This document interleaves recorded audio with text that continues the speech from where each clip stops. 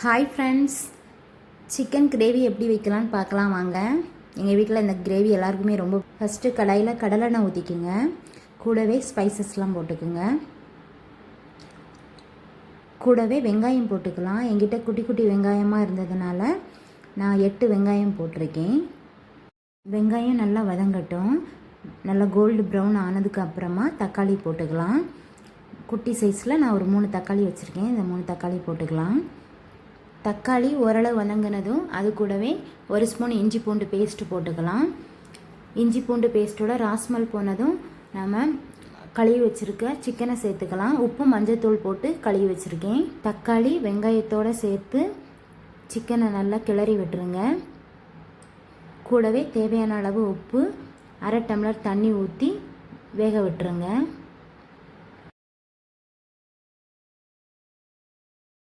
Chicken கிரேவிக்கு உருளைக்கிழங்கு சேர்க்காமல் இருந்தாலும் நல்லாயிருக்கும். நான் என்னோடய குழந்தைக்கு கொடுக்கறதுக்காக ஒரே ஒரு உருளைக்கிழங்கு மட்டும் சேர்த்துக்கிறேன். சிக்கன் ஒரு 50% குக் ஆனதும் அது கூடவே ஒரு உருளைக்கிழங்கு கட் பண்ணி வச்சுருக்கேன், அதை சேர்த்துக்கிறேன். சிக்கனும் உருளைக்கிழங்கும் ஓரளவு வெந்ததுக்கு அப்புறமா அது கூடவே தேவையான அளவு மசாலா சேர்த்துக்கலாம். 1/2 ஸ்பூன் மஞ்சத்தூள், சின்ன ஸ்பூனில் 1 ஸ்பூன் ஜீரகத்தூள், 1 ஸ்பூன் மிளகுத்தூள் போட்டுக்கலாம். போட்டு நல்லா கிளறி விட்டுருங்க. கூடவே நம்மளோட சீக்ரெட் மசாலா, இதுதான் சிக்கன் கிரேவிக்கு டேஸ்ட்டு கொடுக்குறது. இந்த 65 மசாலா தான் நான் போடுவேன். மசாலா போட்டு நல்லா கிளறி விட்டுருங்க. சிக்கன் கிரேவி வச்சு பார்த்துட்டு டேஸ்ட் எப்படி இருந்துச்சுன்னு கண்டிப்பாக கமெண்டில் சொல்லுங்கள். வாங்க என்னோடய ஸ்டைலில் சிம்பிளான தக்காளி ரசமும் எப்படி வைக்கலான்னு கூடவே பார்த்துக்கலாம். இந்த சிக்கன் கிரேவிக்கு கரெக்டான காம்பினேஷன்னா தக்காளி ரசம் தான்.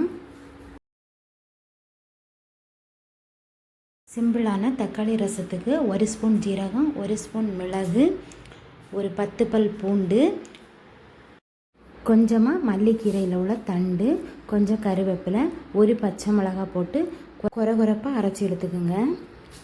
தக்காளி ரசத்துக்கு புளி அதிகமாக போடக்கூடாது, அதனால் கொஞ்சமாக புளி எடுத்து கரைச்சி வச்சுருக்கேன். கூடவே 1/4 ஸ்பூன் மஞ்சத்தூள், நம்ம அரைச்சி வச்சுருக்க பூண்டு, மிளகு, ஜீரகம், பச்சை மிளகாய் அந்த கலவையை போட்டுக்கலாம். போட்டு தேவையான அளவு தண்ணி ஊற்றி கரைச்சி எடுத்துக்கலாம். அதிலே ரசத்துக்கு தேவையான உப்பும் போட்டுக்கலாம்.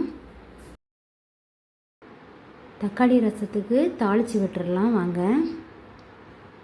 நல்லா பழுத்த 5 தக்காளி பழம் எடுத்து நல்லா பிசைஞ்சு வச்சுருக்கேன், அதையும் கூடவே போட்டுக்கலாம். கருவேப்பிலை போட்டு நல்லா வதக்கி விட்டுருங்க. தக்காளியோட ராஸ்மல் போனதும் அதிலே கொஞ்சமாக மஞ்சத்தூள் போட்டுக்கோங்க.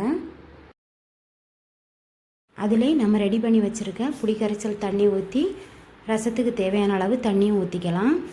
ரசம் நுரக்கட்டி வந்ததுக்கப்புறமா அதில் பெருங்காயத்தூள் போட்டு மல்லி இலை போட்டு கொஞ்சமாக தண்ணி ஊற்றி ஸ்டவ் ஆஃப் பண்ணிடுங்க. என்னோடய ஸ்டைலில் சிம்பிளான தக்காளி ரசம் ரெடி. இந்த வீடியோ பிடிச்சிருந்தா இந்த வீடியோக்கு ஒரு லைக் கொடுங்க. கூடவே நம்ம சேனலையும் சப்ஸ்கிரைப் பண்ணுங்கள். தேங்க்யூ.